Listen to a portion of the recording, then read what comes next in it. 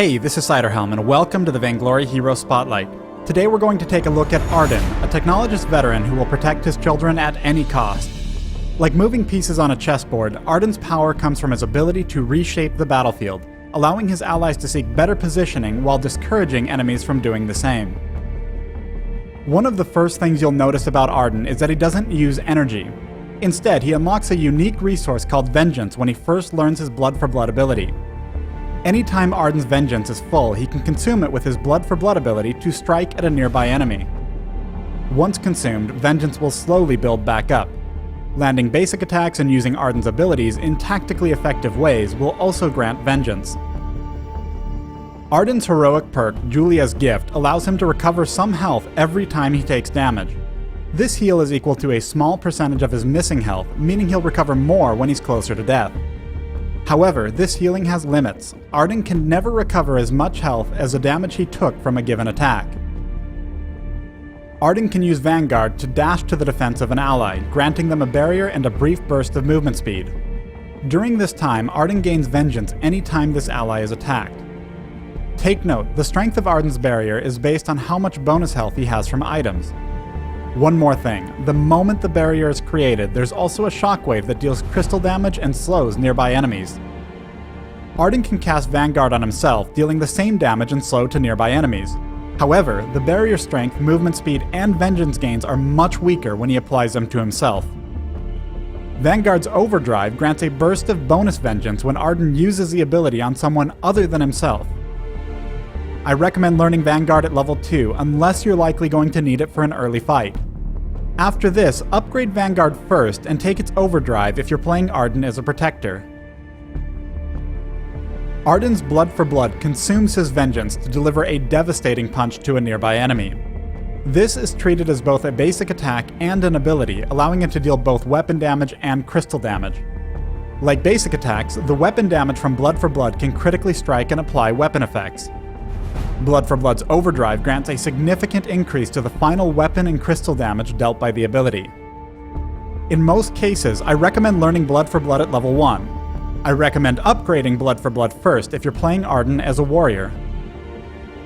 Ardan's ultimate allows him to literally throw down the Gauntlet. After slamming down on a nearby location, he gains full Vengeance and projects a large perimeter that can trap enemies on either side. When the perimeter first forms, it will knock enemies away from the edges. After this, the walls will remain for several seconds. Enemies who cross the perimeter through any means will be stunned and take crystal damage. After being stunned, enemies have a small grace period where they can move freely between either side. However, enemies can be stunned more than once if they cross the perimeter again. Each successful stun grants Ardan bonus Vengeance. If Ardan leaves or is forced out of his own Gauntlet, the perimeter is instantly destroyed. I recommend learning and upgrading Gauntlet whenever it's available.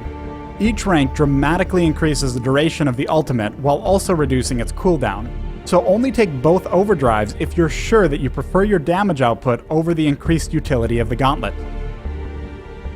When it comes to Ardan's item choices, there are a couple important things to be aware of. First, since Ardan does not use energy for his abilities, items with energy and energy regeneration instead grant him a small crystal power bonus on his abilities. This isn't enough to make energy-based items stronger than their alternatives, but you should still feel comfortable picking them up if you want the utility. Second, Ardan's Blood for Blood is tied to his Vengeance meter and does not directly benefit from cooldown acceleration items. However, cooldown acceleration is still fantastic, especially in a protector role, as it allows you to have your Vanguard available more reliably. Alright, let's talk about items that complement Ardan's protector role. I recommend starting your build with an Iron Guard, then picking up an Oak Heart as soon as you can.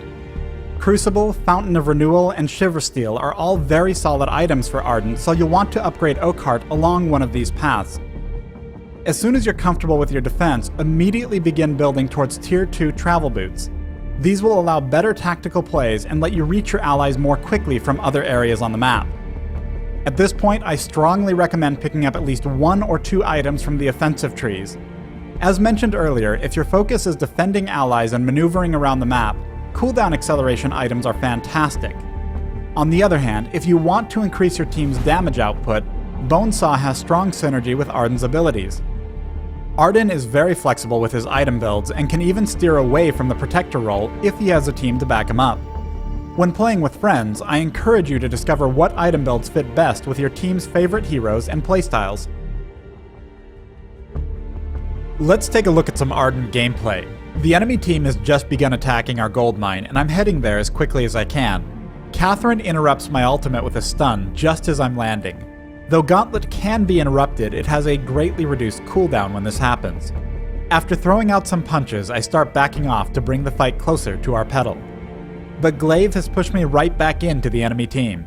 By using Vanguard on myself, I'm able to damage and slow the entire enemy team and refresh my blood for blood cooldown quickly. But this was too aggressive. With Crucible, I'll just barely manage to make it back to my team. Seeing an opportunity, I turn around to help finish off the enemy Glaive. When playing Ardan, it's almost always a good idea to use blood for blood any time it won't get you killed. Also, being willing to stick around and attempt plays at low health is risky, but Ardan's mobility and healing makes him well suited to this. Giving my ultimate another shot, we're able to swarm over the Catherine hiding in the brush. As my Vanguard comes off cooldown, I'm about to make a mistake by using it on myself. If I were to use Vanguard on Jewel, the overdrive will give me enough vengeance to quickly land another blood for blood on the enemy pedal. Jewel barely makes it out alive, but the two pedals engage each other, resulting in 2 dead pedals and a victory in this teamfight. Thanks for watching the Ardan Hero Spotlight. Download Vainglory free on the Apple App Store and join us in the Halcyon Fold.